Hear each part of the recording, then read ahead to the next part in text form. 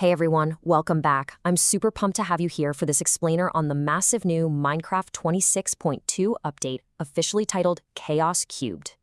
If you've been following the snapshots at all, you already know this drop completely reshapes the sandbox. We're talking wild new physics, a brand new underground ecosystem, and some seriously game-changing automation potential. So we're going to break down all these new mechanics in a highly structured, visual way right from the source material, giving you exactly what you need to jump into your worlds and immediately take advantage of these new features. So I gotta ask, are you actually ready to master Minecraft's Chaos Cubed? Because let me tell you, the devs were absolutely not kidding when they came up with that name. We're looking at environments that literally fight back. I'm talking nausea-inducing gases and erupting geysers, alongside this fascinating new mob that turns into a completely customizable physics object. If you want to survive and, more importantly, thrive in these crazy new conditions, you need a solid game plan. And that is exactly what we're going to build together today. Okay, let's dive right into this. Here's our survival checklist. Number 1, exploring the sulfur caves. 2, harvesting potent sulfur safely. 3, the sulfur cube mob. 4, mastering cube archetypes. And 5, dispenser automation tech. Starting off with Section 1, exploring the sulfur caves, deep underground hazards. So this is the new underground environment where your Chaos Cubed adventure really kicks off, and it brings a whole new level of environmental storytelling to your spelunking trips. These caves generate primarily super deep underground, though actually you can sometimes stumble upon them generating inside large hills or mountains too. You'll instantly recognize this biome by the really distinct, colorful bands of the new sulfur and cinnabar stone blocks woven into the terrain. Both of those, by the way, can be crafted into absolutely beautiful, polished, brick, and chiseled variants for your builds. But hey, don't let the shiny new building blocks distract you too much. Alongside the new mobs we're about to discuss, this biome natively spawns cave spiders. So right from the jump, you need to treat these caves with the exact same caution you would an abandoned mineshaft. Moving right along to Section 2, harvesting potent sulfur safely, danger versus reward. Getting into the specific environmental hazard you're going to find down there, you'll encounter these crazy sulfur pools. This is basically your classic Minecraft scenario of danger versus reward. Inside these pools lies a brand new block called potent sulfur. By definition, potent sulfur is a naturally generating block found underwater that produces rising bubbles, actually pushing up to 4 water source blocks high.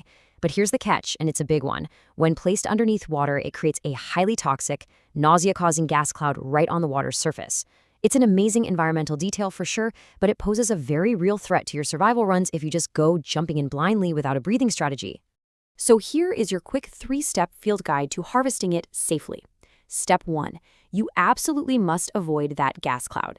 This noxious gas spreads across adjacent water with a maximum radius of 3 blocks from the source. Just keep your distance. Step 2. Watch out for sulfur spring geysers. These things erupt dynamically, and yes, they will absolutely push you if you're caught in the blast. Literally, even if you're flying in creative mode. And let's be honest, getting launched into the ceiling by a rogue geyser is totally going to be the new classic way to end a hardcore run. They even emit skulk sensor vibrations when they go off, which is a neat touch. Step 3. Once you've safely harvested the potent sulfur block, you can bring it back to your base and craft just one of them down into 4 standard sulfur blocks. It's incredibly efficient if you know what you're doing. All right, Section 3, the Sulfur Cube Mob, a transformative encounter. Let me introduce you to the most fascinating new inhabitant of these caves. This isn't just another enemy to fight. It's a completely transformative encounter that basically bridges the gap between a living creature and a physics engine. Now, what's really interesting about this slide is the sheer duality of the Sulfur Cube. In its active mob AI state, it acts like a normal mob. It actively seeks out block items dropped on the ground to absorb, it takes normal damage, and it'll actually follow you around if you're holding a block it can eat. Conversely, the exact moment you interact with it and feed it a block, it absorbs that item, completely disables its own AI, and becomes a dormant physical object. In this dormant state, it takes 0 fall damage, 0 player damage, and you can literally punch and push it around your world like a giant interactive physics toy. So, you might be wondering, how does this build into an actual farming mechanic? Well, if you kill an active, large sulfur cube, it behaves a little bit like a slime. It splits into 2 smaller sulfur cubes. But here is the really cool trick. You can tempt and feed those small cubes with slime balls to grow them right back into large ones. And once they're large, you can literally scoop up the entire mob using a plain old empty bucket. This makes transporting these guys from the deep, dangerous sulfur caves all the way back up to your surface base surprisingly easy. Which perfectly tees up Section 4, Mastering Cube Archetypes, Physics-Altering Mechanics. Trust me, you're going to want a lot of these cubes at your base, because once a sulfur cube absorbs a block and goes dormant, its physical properties completely change to match whatever it just ate. And this brilliantly illustrates just how deep the mechanic really goes. If you feed the cube wood, it takes on the bouncy archetype, so it's fast, highly bouncy, and floats in liquids. Feed it a honeycomb block, and it becomes sticky, acting like a heavy ball that grips the ground with extreme friction and absolutely zero bounce. Feed it a magma block, it becomes hot and actually damages entities on contact. Wool makes it light and floaty with high air drag, while ice turns it into a fast sliding object with zero bounce. The potential for custom minigames and weird item transport systems here is just staggering. And for all you technical players out there mapping out the physics, there are several more archetypes to master. Regular stone and minerals give you a basic, regular baseline. Metal blocks give you a slow, flat, heavy feel, while organic blocks provide a fast, flat response. Dropping soul sand or soil creates high resistance with incredibly slow speeds, and specific stone variants create a slow, bouncy archetype.